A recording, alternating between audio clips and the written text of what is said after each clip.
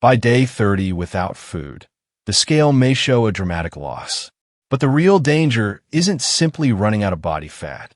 Your body is now rationing protein, minerals, and the electrical stability of your heart.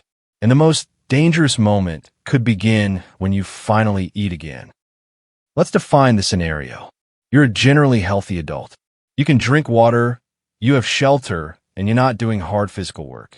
You consume 0 calories for 30 days. This is not a dry fast, and it is not a challenge. Real outcomes vary enormously, and anyone who cannot eat needs medical care. During the first several hours, nothing feels mysterious. Your blood carries energy from your last meal. Insulin begins to fall, glucagon rises, and your liver opens its glycogen reserve. Think of glycogen as a small emergency battery.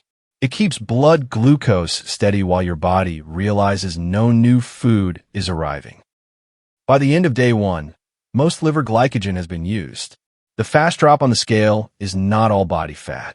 Glycogen is stored with water, so using it releases water too. You may feel hungry, irritable, headachy, lightheaded, or strangely normal. That variation matters. Feeling okay does not mean the chemistry is safe. Now watch what happens on days 2 and 3. Some cells still require glucose, so your liver starts manufacturing it. The ingredients include lactate, glycerol from body fat, and amino acids taken from protein. In plain language, your body begins spending some muscle to protect the blood glucose supply. But it also activates a survival system, ketosis. Fat cells release fatty acids. Your liver converts part of that fat into ketone bodies. By about day 3, ketone production is near full speed. Ketones begin replacing much of the glucose used by your brain. Without that switch, protein loss would become unsustainable much faster. Does ketosis mean the body now burns only fat? No, that's the first big myth. Ketones reduce the need to dismantle protein, but they don't reduce it to 0. Red blood cells still need glucose. The liver and kidneys keep making it. Skin, enzymes, immune molecules, and muscles still need amino acids that food is no longer supplying. From days 4 to 7, the fuel change becomes obvious. Breath can smell fruity because of acetone. Exercise feels harder. Standing quickly may make the room tilt as blood pressure falls. Hunger may arrive in waves. It does not reliably vanish for everyone. Meanwhile, sodium and water balance can shift, especially if you keep drinking plain water without replacing losses. Here is the strange part. Your brain can remain surprisingly functional while the rest of the body slows down. Ketones are now doing more of the brain's work. At the same time, your resting energy use begins to fall. Body temperature may drop. Movement becomes economical.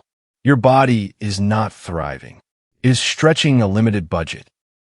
During week 2, fat becomes the main fuel for many tissues. The brain claims more ketones, while muscle increasingly burns fatty acids. This helps preserve vital protein. But preserved does not mean protected. Strength can fall. Recovery slows. A small injury has fewer resources for repair, and immune defenses must operate without fresh protein, vitamins, or minerals. The mirror and the scale can also mislead you. Early weight loss includes water and glycogen.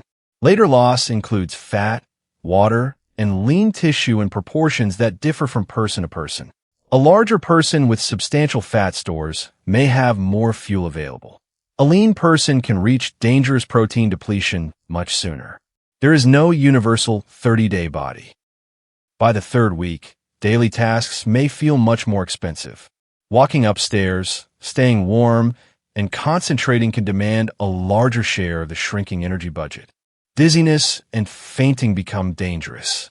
Electrolytes such as sodium, potassium, and magnesium can drift. Uric acid can rise. In susceptible people, rhythm problems or kidney complications can appear. And your heart is not exempt from the protein budget. It is muscle too. Severe starvation and mineral deficiency can make its electrical system unstable. That does not mean everyone collapses on a particular day. It means the safety margin gets smaller, while infection, vomiting, heat, medication, or one bad fall can suddenly change the outcome. So what happens on day 30? There is no dramatic internal alarm labeled starvation complete. One person may still be walking. Another may already need urgent hospital care. Starting fat, muscle, hydration, health conditions, and electrolyte losses decide far more than the calendar. The honest answer is a range, not a countdown to death. Then comes the final trap, refeeding. After more than 10 days with little or no nutrition, clinical guidance treats you as high risk. A huge carbohydrate-rich meal sends insulin upward. Phosphate, potassium, and magnesium rush from the blood into cells, just when total stores may already be depleted. That shift can steal the phosphate needed to make cellular energy. The heart can develop dangerous rhythms. Breathing muscles can weaken. Fluid can overload the circulation. This is refeeding syndrome, and it can be fatal. After a 30-day fast, restarting food should happen gradually under medical supervision, with electrolytes, vitamins, fluid balance, and heart function monitored. Here is the takeaway.